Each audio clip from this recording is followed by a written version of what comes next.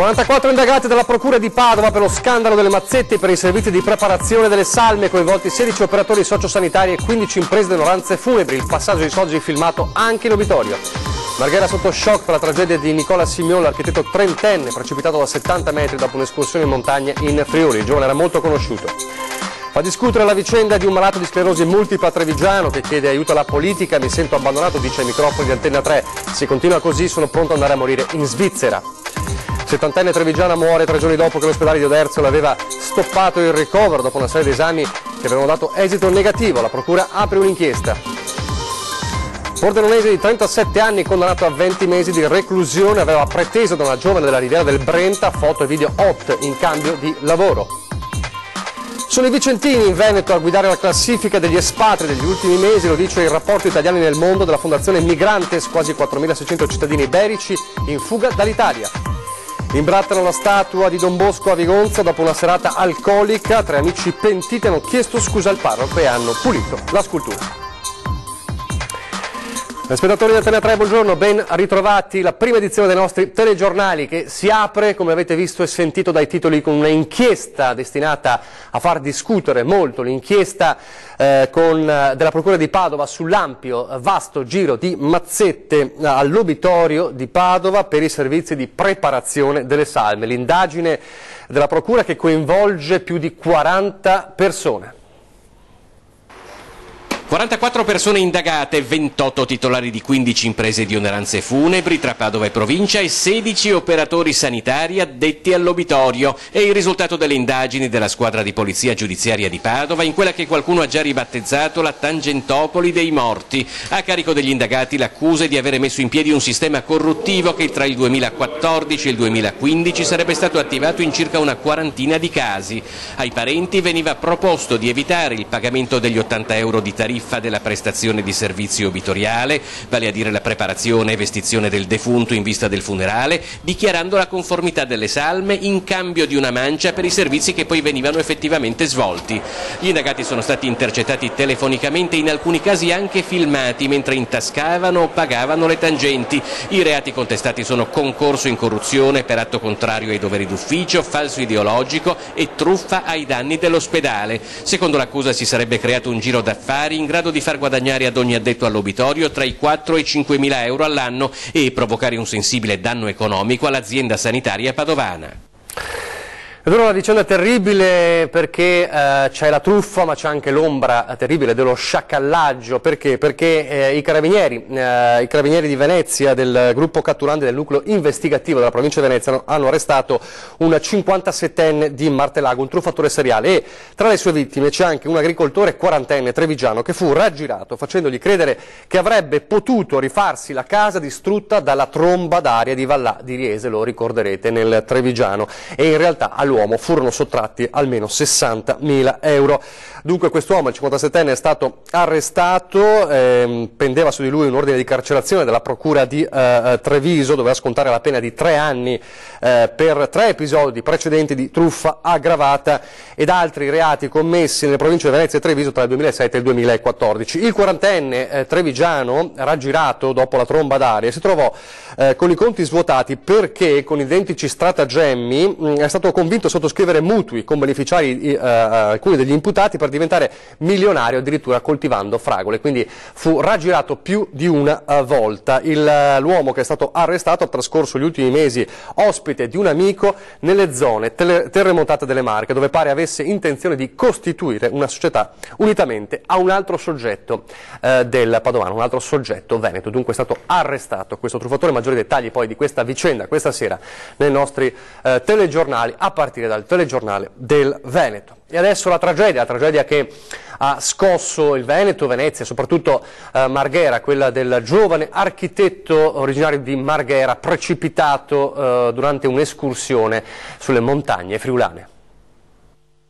Era partito per un'escursione, ma non è più rientrato. Nicola Simeon, trentenne di Marghera ma domiciliato a Gemona del Friuli da alcune settimane per uno stage professionale in un'azienda attiva nel settore dell'arredamento, ha perso la vita lunedì sul monte Chiampon. Il suo corpo è stato trovato dagli uomini del soccorso alpino, della Guardia di Finanza e dei Vigili del Fuoco presenti a bordo dell'elicottero, intervenuti martedì pomeriggio da Venezia. Nicola aveva raggiunto la cima, da dove aveva inviato un SMS ad un collega di lavoro, per poi decidere di scendere lungo il versante nord. Da quella parte infatti c'è un sentiero che attraversa e arriva sopra la verticale di Forcella Sant'Agnese, a cui probabilmente il giovane puntava. Purtroppo la traccia di sentiero che un tempo collegava quel tratto alla Forcella è da circa 15 anni interrotta da una frana e il sentiero è abbandonato. A causa di un errore Nicola deve essere scivolato precipitando per alcune decine di metri in un canale a quota 650. La salma, una volta ottenuta l'autorizzazione del magistrato, è stata recuperata e condotta al campo di base, centro delle operazioni di ricerca del luogo. In tanti a Marghera conoscevano Nicola, un ragazzo che ha lasciato il segno. Giovane architetto, si era laureato prima allo IUAV e poi all'Università di Torino. In questi mesi stava svolgendo uno stage con la speranza di poter trovare un lavoro al più presto. Allora parliamo di un'intervista che fa discutere, un'intervista rilasciata ai nostri microfoni da un cinquantenne trevigiano malato di sclerosi multipla da 4 anni che aspetta un contributo regionale che solo in parte gli è arrivato. Stefano D'Ambros Rosso deve lottare ogni giorno con la malattia e con le istituzioni che non lo seguono, tanto da fargli considerare anche di andare in Svizzera per una morte assistita. Sentiamolo. Ho detto più una volta a mia moglie che se va avanti così andiamo a fare 3 giorni di ferie in Svizzera, a spese mie, perché così non è vita. Stefano D'Ambros Rosso ha deciso. Se continuerà ad essere lasciato solo andrà in Svizzera per porre fine alle sue sofferenze. È da tempo che ci pensa, una scelta dolorosa che solo una concreta attenzione da parte delle istituzioni potrebbe fargli abbandonare. Stefano, 50 anni, ex operaio di Susegana con un passato da rugbista, è costretto dal 2010 in carrozzina per colpa della sclerosi multipla. Per le spese che ha dovuto sostenere si aspettava un contributo regionale. Nella sua autovettura ha dovuto installare un sedile elettronico e un servoscala in casa. La regione avrebbe dovuto rimborsarlo del 36% della spesa, ma non è andata così. E mi hanno detto che per quest'anno i soldi della regione non li hanno mandato e mi hanno già dato l'importo di 465 euro, che sulla spesa di 5.000 euro non è il 36% come dovuto. E queste cose qua l'ho avuto anche sul servoscala, che ho speso oltre 8.000 euro e ho avuto solamente il 12%. Non puoi fare una spesa, cioè andare incontro a una spesa sapendo che puoi contare su un rimborso che dopo il rimborso o non arriva o è inferiore del 20%. Stefano deve andarsi a comprare persino le sacche per l'urina. Al cambio del catetere nel distretto di Conegliano lo forniscono solo di una sacca che deve durare per 21 giorni. L'azienda sanitaria ha inoltre ridotto il suo assegno di cura di 200 euro. Ho mandato un'email, il direttore risponde, non ho avuto nessuna risposta, nessun contatto, niente di niente, cioè fanno quello che vogliono, prendono, tolgono, ti danno, non ti danno. In queste ore l'ULSS 2 Marca Trevigiana si è attivata dopo aver visto il nostro servizio, allora vedremo quale sarà la risposta e quale sarà eventualmente la risoluzione del problema, se ci sarà, speriamo, per Stefano, questa sera nei nostri telegiornali. Adesso parliamo di politica, perché vuole ricandidarsi a sindaco di Verona, lo ha detto per la prima volta, l'ha svelato ieri sera per la prima volta a 20:10 Flavio Tosi, una lunga intervista nella quale si è parlato molto anche di legge elettorale, di voto nazionale e ovviamente anche di referendum. Sentiamo un estratto di 20:10 con Flavio Tosi.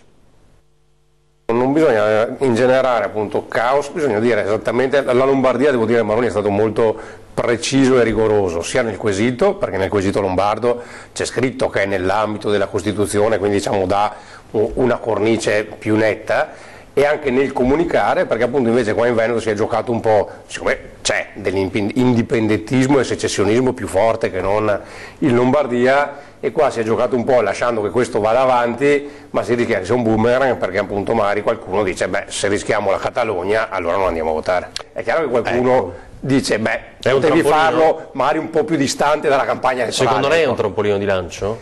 Beh, lo è comunque, cioè nei fatti, cioè, non può essere diversamente. Per fare cosa?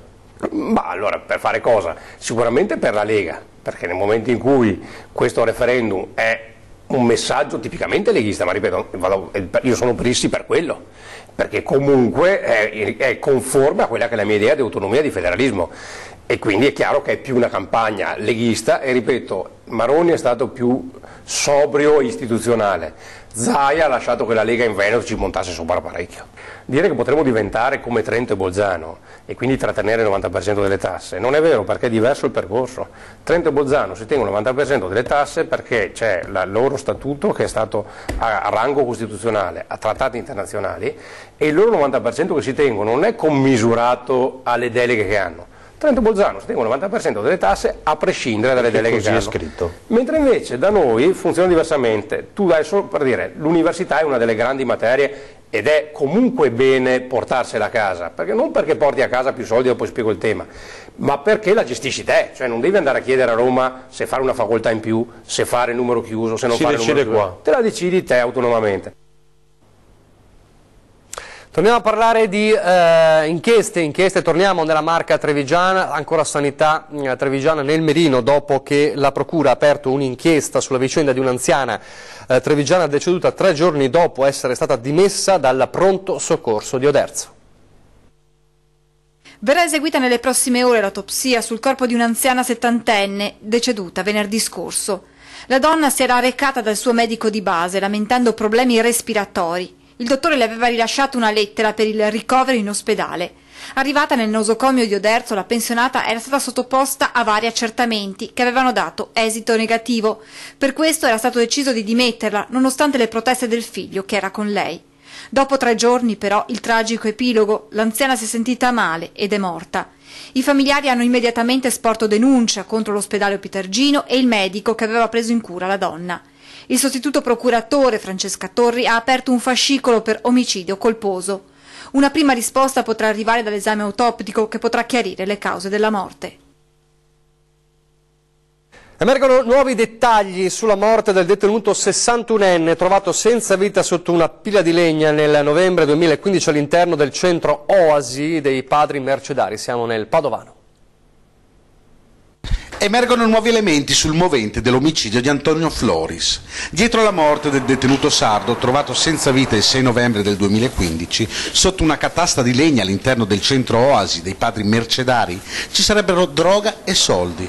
Per la morte di Floris, il 3 marzo dello scorso anno, venne arrestato Santino Macaluso, ex detenuto, accusato di aver ammazzato l'uomo con una serie di colpi al cranio sferrati con un bastone. Indagando sull'omicidio, i poliziotti della squadra mobile, coordinati dal sostituto procuratore Daniele Arandolo, si sarebbero imbattuti in un traffico di cocaina gestito da un napoletano, anche lui ospite del centro, che vendeva la droga a Macaluso.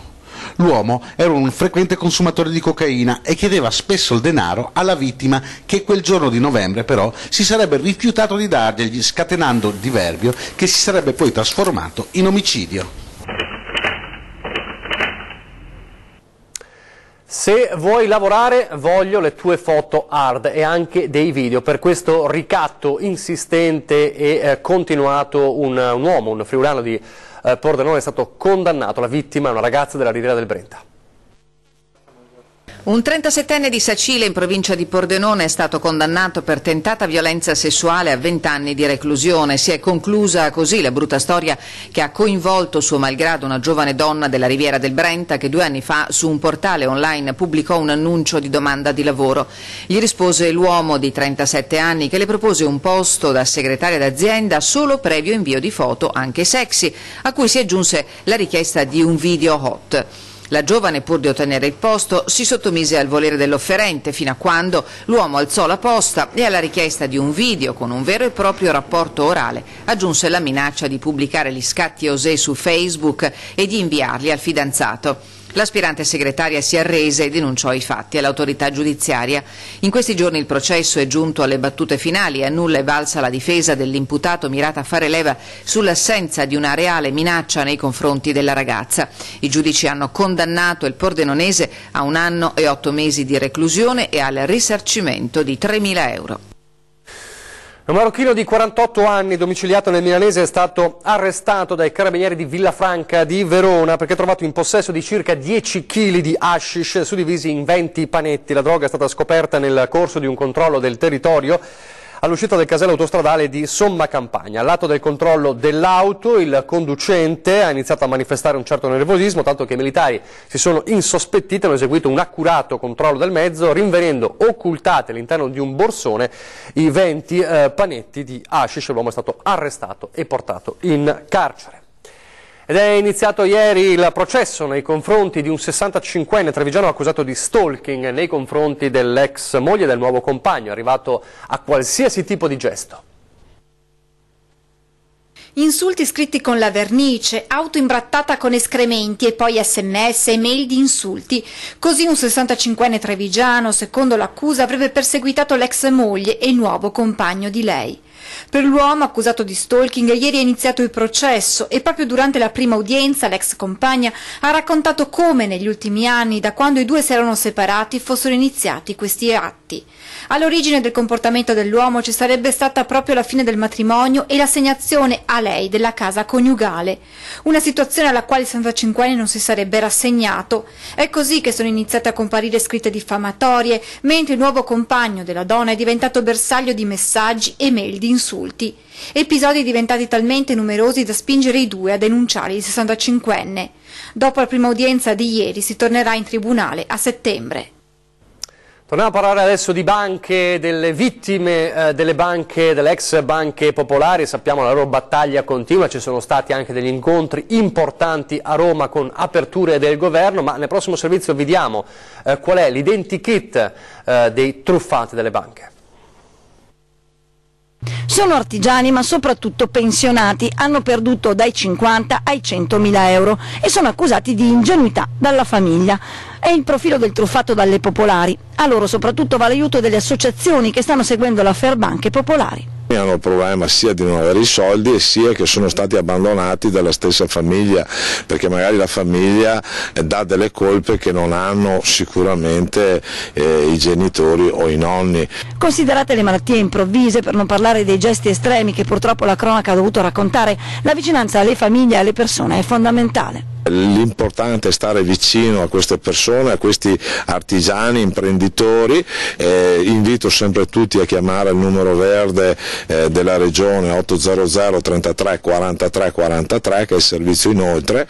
Intanto la vicenda a suon di carte bollate e fascicoli continua, in arrivo sembra un rimborso da intesa. Sembrerebbe che chi ha un reddito inferiore ai 30.000 euro potrà avere un rimborso limitato a 15.000 euro. Per quanto riguarda il governo pretendiamo immediatamente il fondo vittime da reato bancario che deve essere istituito immediatamente, quindi o questa settimana o la prossima. Non ci sono solo vandali che fuggono, ci sono anche vandali che chiedono scusa e poi puliscono. Lo vediamo dopo la pubblicità.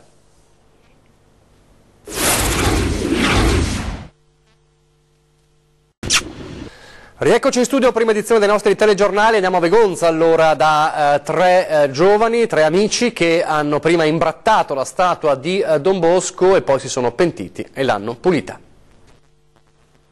Se siano state le telecamere che impietose avevano filmato la loro bravato, se un sano pentimento lo sapranno solo le loro coscienze, ma a Pionca di Vigonza è accaduto quasi un miracolo. 3 ragazzi del posto, tutti tra i 18 e i 20 anni, hanno messo da parte i timori e bussato alla porta della canonica per chiedere scusa per aver imbrattato nella notte tra il 22 e il 23 settembre la statua in bronzo di Don Giovanni Bosco del Patronato con la polvere bianca di un estintore. Ammessa ogni malefatta, i 3 si sono offerti di ripulire la statua, pagando di tasca lavoro di manodopera specializzata necessario. Più del rimorso, forse valeva il rischio denunce pendente sulle loro teste, tant'è. Da buoni pastori i sacerdoti di Vigonza hanno accolto con gioia e disponibilità le pecorelle smarrite. Allora siamo allo Dico ad Antenna, perché nella nostra rubrica in quale ci segnalate i disservizi e vostre situazioni per protestare su qualcosa che non va, ebbene ci ha chiamato un automobilista trevigiano che si è visto recapitare una multa dalla Lombardia, dove purtroppo non è mai stato, una targa clonata dunque. Eppure la battaglia legale di questo trevigiano è diventata una odissea. Si è trovato clonata la targa dell'auto e falsificata la firma per ricevuta della raccomandata postale. Nonostante la denuncia a vigili e carabinieri dell'accaduto, gli è arrivata la cartella di Equitalia, ma non basta, con il danno la beffa, con la lettera del comando dei vigili urbani di Varese che, pur riconoscendo l'errore, lo obbligherebbe a pagare la sanzione. Vittima del triplo raggiro un pensionato di 73 anni di Treviso. Ho ricevuto una multa per divieto di sosta all'aeroporto di Malpensa. L'unico problema è che io nell'aeroporto di Malpensa non ci sono mai stato. La multa è stata data nel 27 dicembre del 2013. Sanzione lievitata a maggio corrente oltre 100 euro e notificata con tanto di cartella esattoriale, racconta lo stesso beffato. Esatto, la mia auto è un Passat bianco e invece la multa è stata data a una Honda, un SUV praticamente. La targa corrisponde, però io non ci sono mai stato a Malpensa. Insomma, il pensionato non è mai stato a Milano eppure si ritrova una multa a suo carico. Si è anche rivolto a un avvocato, gli avrebbe assicurato che ci sono tutti i presupposti per vincere una battaglia legale, ma i costi, almeno all'inizio, sarebbero comunque a suo carico. Visto che non c'è nessun risultato, sono venuto da voi perché pubblicizziate un pochettino tutta la faccenda.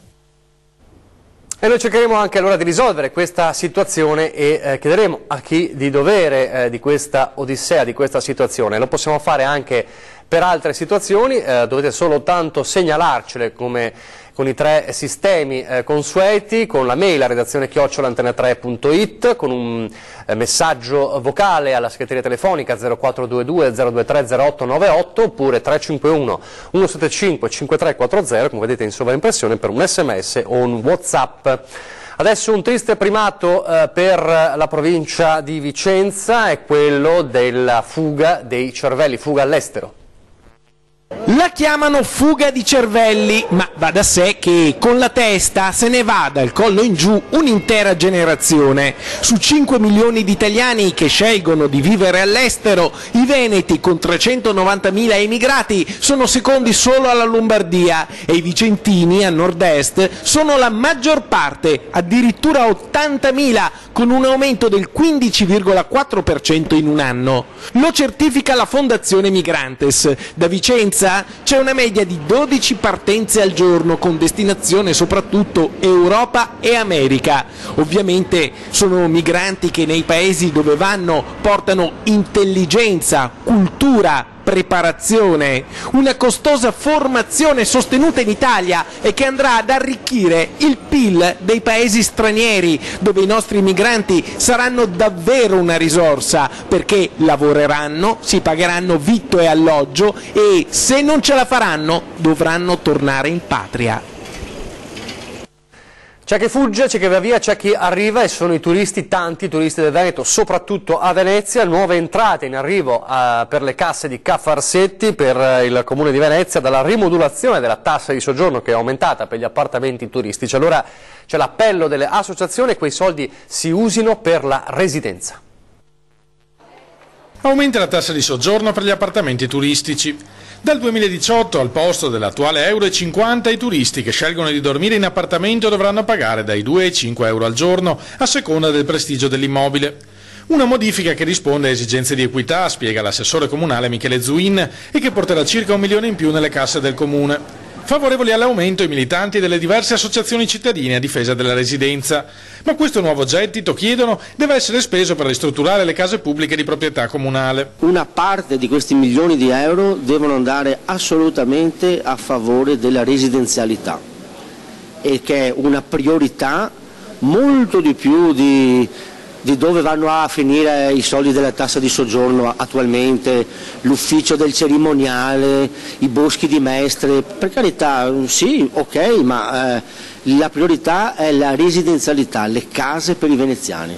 Sulla stessa linea anche le nascenti associazioni di stranieri, frequentatori abituali della città, sempre più sensibili ai temi della difesa di Venezia dal turismo di massa. Siamo d'accordo di pagare una manutenzione per aiutare Venezia, ma non siamo d'accordo da pagarla solo per evento, museo, eccetera, ma soprattutto per aiutare Venezia, per aiutare la residenzialità di Venezia.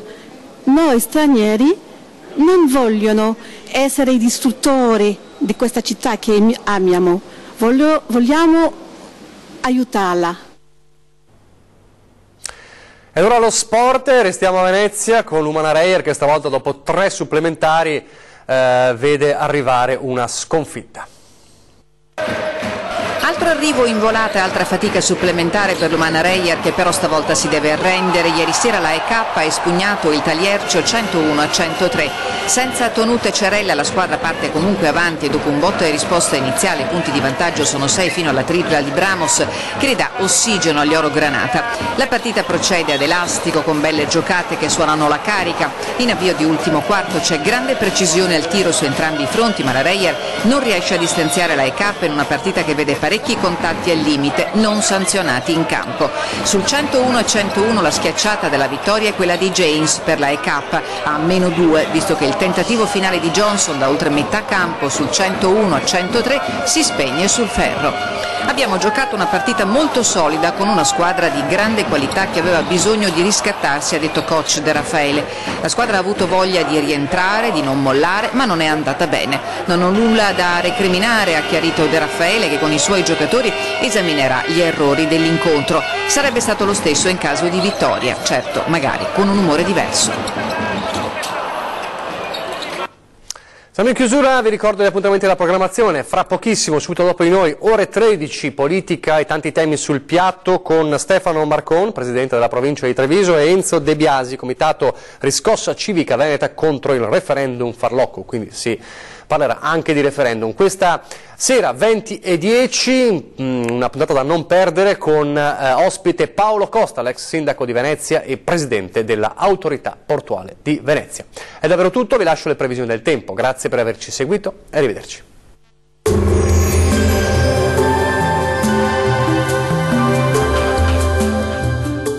Termoidraulica Susin. Se compri una caldaia, in omaggio il condizionatore. Termoidraulica Susin a 0 branco. Situazione del tutto invariata rispetto ai giorni scorsi, ma non abituiamoci troppo a queste giornate così belle perché nel corso del fine settimana è previsto l'arrivo di qualche precipitazione e il clima non sarà più così mite.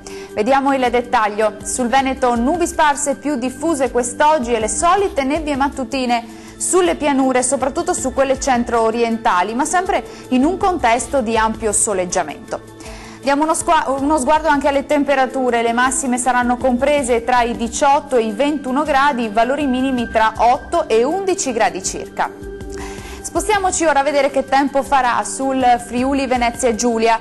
Insiste ancora il tempo asciutto e anche ampiamente soleggiato, salvo nubi sparse qua e là e locali nebbie mattutine sulle pianure centrali.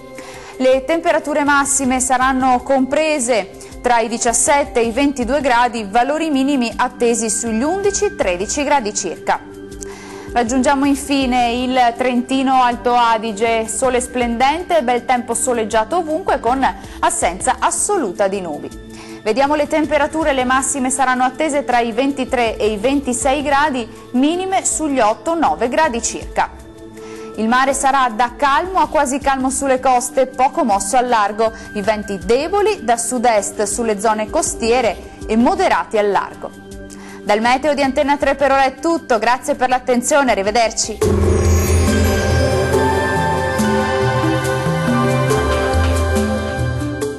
Termoidraulica Susin. Se compri una caldaia, in omaggio il condizionatore. Termoidraulica Susin a 0 branco.